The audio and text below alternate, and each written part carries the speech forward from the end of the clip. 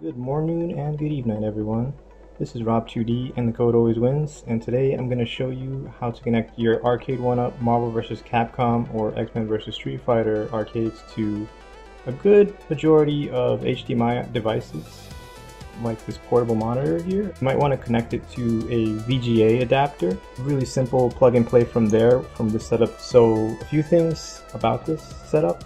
This joystick is something that I just got. I found that these are $30 on eBay, and the parts are actually almost plug and play with the Arcade1Up on the joystick. But yeah, it's not the subject of the video. It's just a cool thing that just helps me to demo things a lot more cleanly for you guys.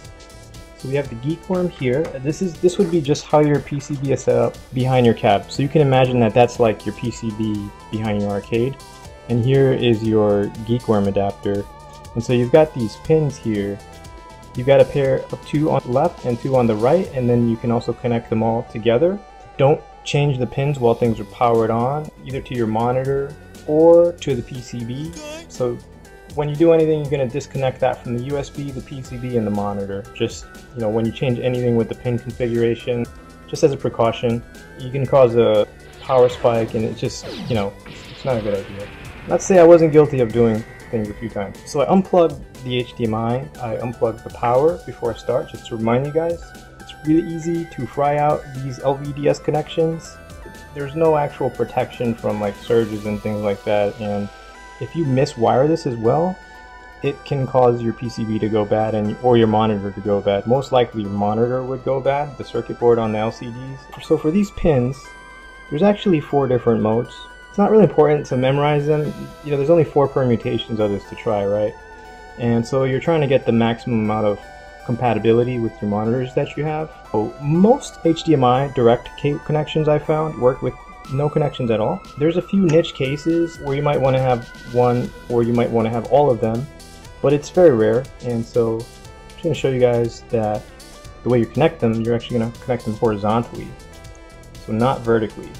So the reason you're connecting them horizontally is that the pins have to be connected to each other, right? It's like if you did it slanted this way, it's as if you didn't put anything on there, because you're actually, these are jumper pins, and what they do is connect one pin to another pin. You can see like a metal bar, and then that kind of like shows that. But yeah, so this on the left side is one setup, and so once you change the setup to test it on your monitor, you have to unplug it first or depower it, and you don't want to be doing this with power in again, as I said. Testing that one more time, you're gonna find that if it does work, and you have the setting changed, so this is actually kind of like a data color configuration scheme. You see these colors are kind of like all weird. So if you find that, you can try another one. So when 2 pins are on the right, that's another official configuration. Changes the setting. And I don't memorize them. Like, I learned this a while ago, and then I just didn't care after that. It doesn't matter, because technology has evolved. It's the point where modern monitors don't have to worry about this. So yeah, so on the right setting, this one worked, but you might notice some artifacting. So you do want to check that everything is looking good. And if you notice the aspect ratio is off, you can change the settings, and that would actually get that back to 4:3. So to connect all 4, I actually had to slightly bend my pins. It's okay, just make sure that you're like gentle with it, you don't snap them, 'cause you're gonna have to buy another board, or you're gonna have to solder another pin in here. So we're gonna start that up with 4 pins in there.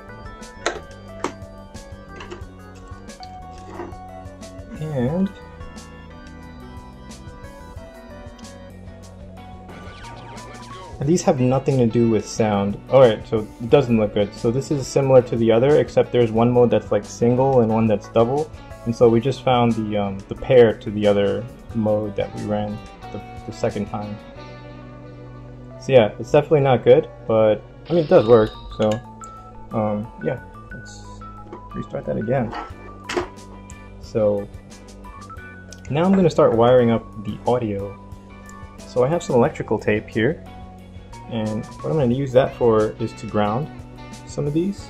So you're going to notice these 4 pins here are actually audio, and you're actually going to see a label on them. So it's going to say like left in, ground, right in, ground. And so that's basically exactly what they are, and you can actually just wire these directly to 3mm. You just have to be really careful not to include the ground, because Arcade1Up has a kind of funky ground that it's possible to burn out your monitor, or you might get something really funny with that, so be careful with it. So you can actually find these JSTs pre-assembled on Amazon. I got a whole set of them because I just like messing with things, but they're pretty cheap, like $6 for 10 or something, or 5 or 10. Either way, you know, it's not breaking the bank, especially if you're already buying like a bigger monitor upgrade and, you know, doing a mounting thing. So you're just gonna take one end and you can just pretty much plug it in right here. I'll put a link in the description just so you guys have the specific sizing one that you know works, because there are like different gauges, the distance from the wires, and then also the size of the pins. And yeah, I'm just double checking the wiring, and it's left in, ground, right in, ground. And you're going to want to pair the same thing with another adapter here. This is the last thing you're going to need for this, actually. So just this screw terminal connector, and if you look at it, you'll see that it says left, right, and ground. Now you're not going to need ground though, because we're actually going to do something for that. So I just had to unscrew this to loosen it, and then I put this in here. It's already kind of like pre-cut for me, and it should give you a really solid connection, and it's like perfect length just when you buy it, so you don't have to like strip the wire or anything. I think it's worth $6. You kind of have to like hold it in place. It'll be a little annoying. Just grab your screwdriver and make sure it's tight, but that it doesn't snap the wire. So you can snap these cables, but you want it to be tight because it's audio. You don't want to like have leaking signal. It just gets noise. It gets like interference from things around it already, just in the default state of physics. This red wire is ground, so we're not going to take our grounds yet. So we're actually going to separate our grounds, and that's something we should have started with. So I'm going to put my grounds aside here, and I'm just wiring in the left in and the right in. And so my right in also goes into the screw terminal input. So the one that says R matches up with what says right in on the Geekworm, right?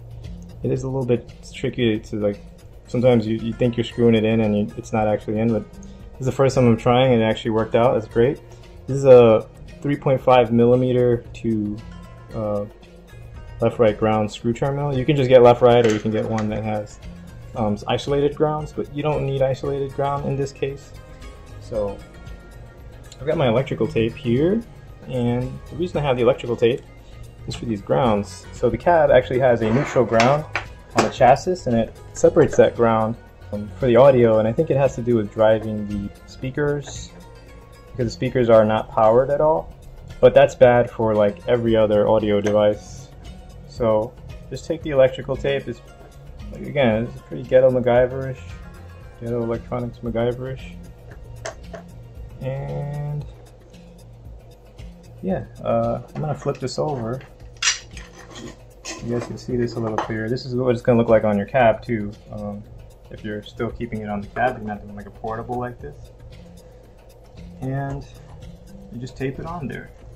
That's it. Just make sure it's relatively secure, because you know, if it loosens up and goes out there, it's gonna cause, it might touch some power or some, like, you know, like the Wi-Fi thing, and it actually is not good. So there's one other thing, which is a 3.5mm to 3.5mm cable.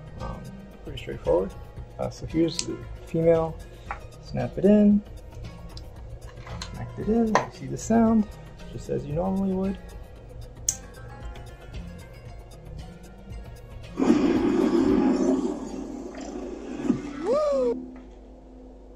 Just powered it on. You heard the sound work just fine, and you do need to make sure it's on. There we go. Got my kicks and my punches kind of swapped around. See if I can play with my punches and my kick swapped.